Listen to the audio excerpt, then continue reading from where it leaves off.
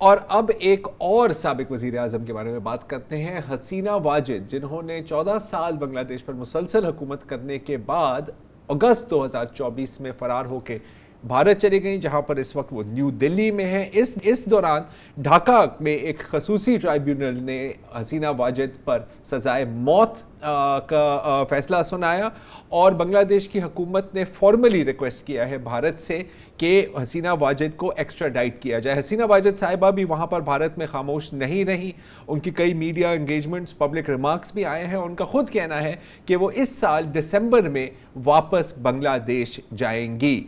अब हालांकि बांग्लादेश में आपको पता है हाल में इंतखाबात भी हुए हैं, एक नई हुकूमत आई है और हालांकि नई हुकूमत की बड़ी कोशिश रही है कि भारत के साथ ताल्लुकात एक बार फिर बेहतरी की तरफ जाए। हसीना वाजिद का इशू एक बहुत बड़ा स्टिकिंग पॉइंट बन गया है।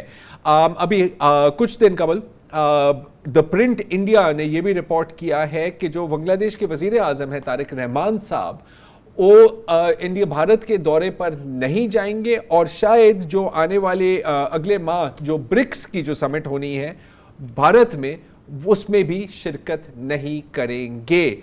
बांग्लादेश और भारत के ताल्लुकात का मुस्तकबिल क्या है, हमें अभी ज्वाइन कर रहे हैं फैसल महमूद। आप हाफ़ी हैं बांग्लादेश से, press minister eight Bangladesh high commission इन न्यू दिल्ली भी सर्व किया आपने। फैसल साहब, thank you so much for joining us. कितना बड़ा स्टिकिंग पॉइंट है इस वक्त हसीना वाजिद की वापसी भारत और बांग्लादेश के बीच? आपको क्या ऐसे लग रहा है कि एक अपने पुराने एसेट, जो हसीना वाजिद हमेशा भारत की एक एसेट ही रही हैं, उसको प्रोटेक्ट करने के लिए भारत अपने ताल्लुकात बांग्लादेश के साथ बिगाड़ रहा है? Thank you so much for having me in this show.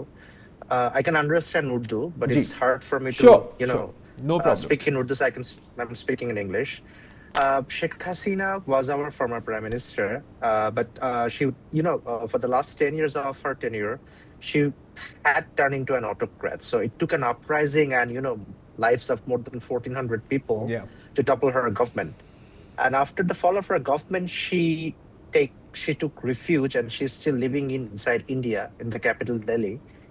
And I believe it was a thorny issue during the period of interim government, which ruled for 17 months. And it is still a big issue for the new Tariq Rahman government, which came to power, after election, which came to power in February 12. But I believe in the past 1 month, what has been happening, that Bangladesh has, specifically asked Indian government to not allow Sheikh Hasina to speak, from Delhi and conduct any sort of political activities. Because when she, speaks on an occasion and gives message to her party man in Bangladesh, there are chances of a massive unrest and other, violences here. Right. So that's why the government has given a pointed request to the Indian government to not allow her to speak. But despite that request, Hasina, appeared for the first time in a live audio press conference, and she replied questions to the Indian journalist and foreign journalists based in India. So it was a big issue for us. That's why, and also India invited our Prime Minister Tariq Rahman in BRICS summit not as the Prime Minister of Bangladesh, rather as the chairman of BIMSTEC. So we believe that was sort of a violation of diplomatic norm, because he's an elected prime minister and he should be invited as an elected prime minister rather than the chief of an India-backed regional body. So that's why Bangladesh didn't give its consent to attend in that BRICS summit and issued a statement after Hasina had that press conference that Bangladesh considered allowing Sheikh Hasina a space to speak as a threat to its national sovereignty. So it's sort of like a harsh diplomatic statement. And India took it, I believe they took it seriously, because their foreign ministry spokesperson Randhir Jaiswal told in public briefing that the Indian government doesn't own what Hasina says. Rather, they have a good relationship with Bangladesh, but their action doesn't really match 100% with their words, because giving Sheikh Hasina space to talk in a audio live conference in Delhi is akin to allowing her some sort of space. So it's a then again, provocation. You could even say that it's a provocation yes, in very real sense, and it's a snub. Faisal, I also want to get, I'm sorry for interrupting you, I also want to get an impression from you as to how this is playing out in the streets of Bangladesh.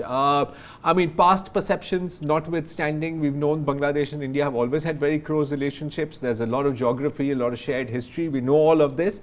But the way that, I mean, I don't want to use the term bullying, but perhaps that might be appropriate. But the sort of bullying attitude that India is displaying towards Bangladesh, even though there's a new government in there, how is that being received by and large by the Bangladeshi public, and in particular this sort of wielding of the former Prime Minister Hasina Wajid as a weapon against Bangladesh? Ji. Thank you for using that word. I think to some extent she has been used as a weapon by the Indian administration, I believe. Yeah, but to answer your question, you know, anti-India sentiment is very strong in Bangladesh. It has been very strong in the past 1 decade, mainly not because of India's, you know, discriminatory policy on several fronts, like not giving us like proper water share from the transboundary rivers and, you know, border killings and others, but mainly because of our domestic political reason, because India backed a bad autocrat like Sheikh Hasina for a long period. And it created greater resentment among the common public because they start to believe that it is because of India's backing that Hasina stays in power. And now it is being even proven to get greater extent because Hasina, after her fall, she took exile in India. So anti-Indian sentiment is still very strong in Bangladesh. But Bangladeshi people also understand it well enough that India surrounds us from three sides, right? So it's a large neighbor. It has almost become a regional superpower. But what will the relationship that Bangladesh had with India during Hasina's era is gone. It's no longer coming back. Because, I mean, as much as I don't want to use that word, but Bangladesh essentially acted on some occasions like a client state of India, and which is detrimental for a sovereign country like Bangladesh, right? Absolutely. I mean, so that's why Bangladeshi people under the new Tariq Rahman administration, they just want to remind India that it's a sovereign nation. Though it's a small nation in comparison to you, but you have to treat us like a proper sovereign nation. But it is not a colony or a vassal of India, as the case may be. Faisal Mahmood Saab, thank you so much. I wish we had time, we could continue this conversation. पता है मैंने बचपन में किताब पढ़ी थी Dale Carnegie की How to Win Friends and Influence People, बड़ी मशहूर थी. How to Win Friends and Influence People. मेरा ख्याल है कि अगर भारत की फॉरेन पॉलिसी, मौजूदा फॉरेन पॉलिसी के ऊपर किताब लिखी जाए, it should be how to lose friends and alienate people. How to win enemies. How to win enemies. जैसे out of friendship. जैसे भी. चलिए जी, आज के लिए इतना ही. कल भी आपको पता है यही चल रहा होगा और हम इस पर ही बात करेंगे और भी मौजू इंक्लूड करने की कोशिश करेंगे. लेकिन आज के लिए इतना ही जी, इजाज़त दीजिए. खुदा हाफ़िज़.